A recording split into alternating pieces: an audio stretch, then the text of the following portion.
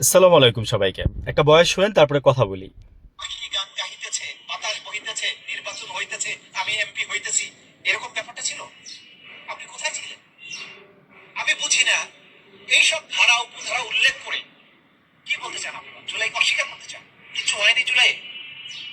পাখি গান গাহিতেছে, বাতাস বহিতেছে। আসলেই তাই মনে হয়, তাই না? তাজুল ইসলাম সাহেব চিনছেন তো, যাকে নাকি সরাই দিল। কি দরকার ছিল সরাই দেওয়ার? কোনো দরকার ছিল? আমি বলবো কি জানেন, যে যেই দেশের মানে মানুষ যেরকম সেই দেশের শাসক ওই রকম হওয়া উচিত। আসতেছে, আসতেছে, বেশি দিন লাগবে না, এই বছরই আসতেছে। তারা তো ক্ষমা চাইই নাই, বরং তারা বলতেছে যে আমাদেরকে ট্র্যাপে ফালানো হয়েছে, ট্র্যাপে ফালায়া এগুলো করছে। হোয়াট এভার, যারা নাকি ক্ষমতায় ছিলেন ইন্টারিয়াম গভর্নমেন্টের সময়, আপনারা কি কম সুবিধা ভোগ করছেন? কম চুরি করছেন আপনারা? হ্যাঁ, ইউনুস সাহেবরা আমি বলছি না যে আমার আমার স্রেফ তাকে নাদান মনে হয়, বাচ্চা মনে হয়, উনি কিছুই বুঝেন না। অথচ উনি কিচেন ক্যাবিনেট গঠন করতো প্রতি মঙ্গলবার দিন। উনি 7 জন নিয়ে নাকি ওইখানে বসতো, সব সিদ্ধান্ত এর বাইরে কিছু হইতো না। তারপর আবার দেখেন এই কথা বলছে পররাষ্ট্রমন্ত্রী তৌহিদ সাহেব। আবার খলিলুর রহমান সাহেবকে নিতেই হবে। খলিলুর রহমান সাহেব আমাদের ছাড়া আমাদের চলেই না। কেন বললাম কথাটা, যে খলিলুর রহমান সাহেব মানে আসলে কি, খলিলুর রহমান সাহেবই তো এই সরকার, আমি বলবো যে 80% কাজ করে দিচ্ছে এই খলিলুর রহমান সাহেব। ভারত এবং আমেরিকাকে ম্যানেজ করে বলতে পারেন যে খলিলুর রহমান সাহেব মধ্যস্থতা করছে।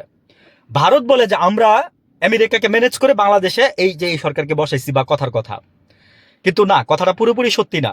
তবে খলিল সাহেব, আমি বলবো যে খারাপ ভালো ভাই, আমি খারাপ ভালো নিয়ে আর কথা বলবো না, বিকজ প্রত্যেকটা মানুষের মধ্যে দুষ্গুণ আছে। আপনার বিবেক দিয়ে, আপনার চিন্তা চেতনা ধারণা দিয়ে আপনি চিন্তা করবেন যে আপনি কোনটা ঠিক বলছেন আর কোনটা ঠিক বলছেন। প্রত্যেকটা জিনিসের জন্য আপনি আল্লাহর কাছে দায়বদ্ধ থাকবেন, জনগণের কাছে তো থাকবেনই, যারা এই যে রাষ্ট্র পরিচালনা করতেছেন।